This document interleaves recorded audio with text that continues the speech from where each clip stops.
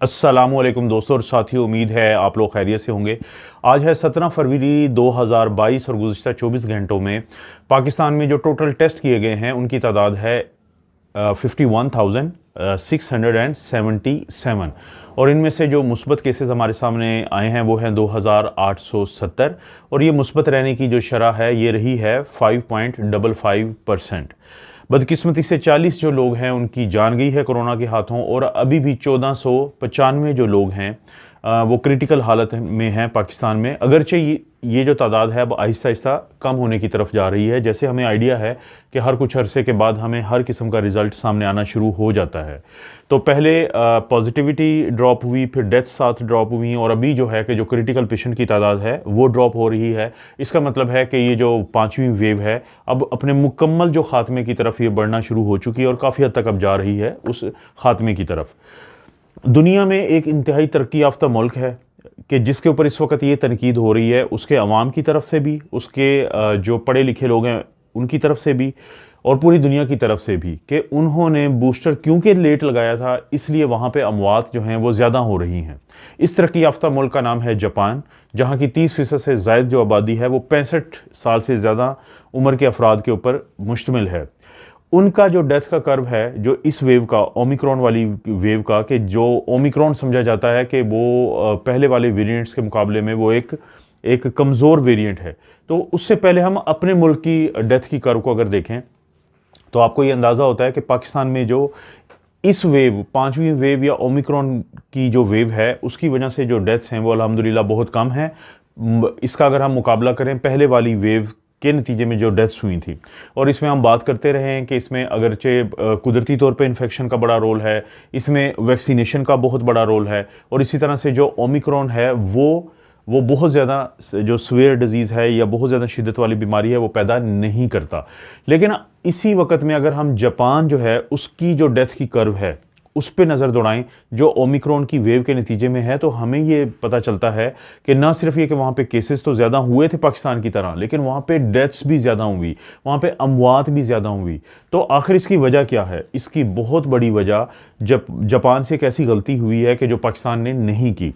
Japan में ये फैसला किया गया था नवंबर में, क्योंकि वहाँ पे बहुत सारे लोगों को वैक्सीन लग चुकी थी, तो वहाँ पे फैसला हुआ कि जो बूस्टर डोज है वो 8 महीने बाद दी जाएगी सेकेंड डोज के। ये थी वो बुनियादी गलती जो पाकिस्तान में नहीं की गई। पूरी दुनिया की तरह अगरचे पाकिस्तान में पहले ये कहा गया कि आप 6 महीने के बाद बूस्टर लगवा सकते हैं, फिर कहा गया कि 5 महीने के बाद बूस्टर लगवा सकते हैं, लेकिन आखिरकार 3 से 5 महीने के बाद जो वो लोग जिनकी मदाफ़ती निज़ाम कमज़ोर है, वो लोग जिनकी उम्र ज़्यादा है, 60 साल से ज़ायद है, तो उन्होंने बूस्टर लगवाने शुरू कर दिए थे पाकिस्तान में, जिसका नतीजा हमारे सामने आ चुका है कि अल्हम्दुलिल्लाह यहाँ पे जो अमवात हैं वो कम हैं। जबकि इसके मुकाबले में जापान में जो फ़ैसला हुआ वो फ़ैसला ये हुआ, क्योंकि ये वो ममालिक हैं जहाँ पे जब हुकूमती सतह पे एक फ़ैसला होता है तो लोगों को उसी फ़ैसले के मुताबिक चलना होता है। जबकि पाकिस्तान जैसे वो ममालिक जहाँ पे हुकूमतों का बहुत ज़्यादा कंट्रोल नहीं होता तो लोग अपने हिसाब से भी कोई पॉलिसी को फॉलो कर रहे होते हैं।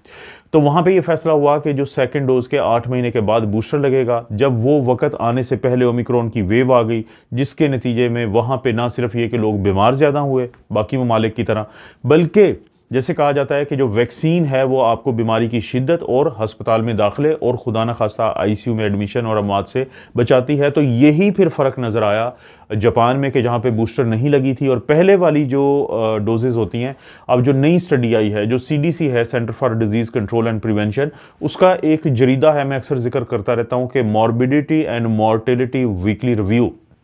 तो कुछ ही दिन पहले इसी गुज़िश्ता हफ्ते में उसके अंदर एक रिपोर्ट शाया हुई है कि वैक्सीन का जो बूस्टर होता है उसका असर भी, यानी जो तीसरी या चौथी डोज़ है उसका असर भी 2 महीने के बाद कम होना शुरू होता है और 4 से 5 महीने के बाद वो बहुत ही ज़्यादा कम हो जाता है। लेकिन इसके मुकाबले में अगर किसी को 2 डोजेज़ लगी हुई हैं तो ये जो असर है वैक्सीन का ये इंतहाई ज़्यादा कम हो जाता है, जो जापान में भी हुआ। इसका मतलब हुआ कि 3 महीने के बाद आपका चाहे वो बूस्टर हो चाहे वो प्राइमरी डोज है हो तो उसका असर जो है वो बाकी पहले के टाइम के मुकाबले में कम होता है। तो इसलिए वो लोग जिनकी मुदाफ़ती निज़ाम कमज़ोर होता है, वो लोग जिनको बीमारी की शिद्दत का ज़्यादा डर होता है, तो उनको कहा जाता है कि 3 महीने के बाद वो अपनी डोज़ लगवा लें वैक्सीन की। क्योंकि बाहर के ममालिक में ख़ास तौर पे मैं अगर वेस्टर्न कंट्रीज़ की बात करूँ या अमेरिका की बात करूँ, तो वहाँ पे वो लोग जिनका मुदाफ़ती निज़ाम कमज़ोर है, तो उनकी जो प्राइमरी सीरीज़ है वो कहा जाता है कि 3 डोजेज़ हैं। कि अगर फ़र्ज़ करें हम फाइज़र पाकिस्तान में बहुत लगती है कि पहली डोज़ लगेगी, उसके 3 हफ़्ते के बाद दूसरी डोज़ लगेगी, दूसरी डोज़ के 4 हफ़्ते के बाद तीसरी डोज़ लगेगी। ये 3 डोजेज़ लगती हैं उन लोगों में जिनकी इम्यूनिटी कमज़ोर है। लेकिन वो लोग जिनकी इम्यूनिटी कमज़ोर हो, तो फिर 3 महीने के बाद उनको कहा जाता है कि वो बूस्टर लगवाएं। तो जापान की एग्जाम्पल से हमें यही पता चलता है कि पाकिस्तान में ये पॉलिसी काम कर गई और इससे हमें बहुत ज़्यादा फ़ायदा हुआ। तो और यही वजह है कि अल्हम्दुलिल्लाह हम इस वेव से काफ़ी हद तक कामयाबी से बनिस्बत दूसरे ममालिक के, वो ममालिक भी जिनको हम सुपर रिच कंट्रीज़ कहते हैं, तो हम उनसे बेहतर रहे हैं और इंशाल्लाह आगे भी हम बेहतर रहेंगे। मज़ीद कोई अपडेट हुई तो दोस्तों आपको के लिए लाऊंगा। आप अपना और अपनी फैमिली का ख्याल रखें। अल्लाह ताला आपको और आपकी फैमिली को हर किस्म की बुराई, बीमारी और आजमाइश से महफूज रखे।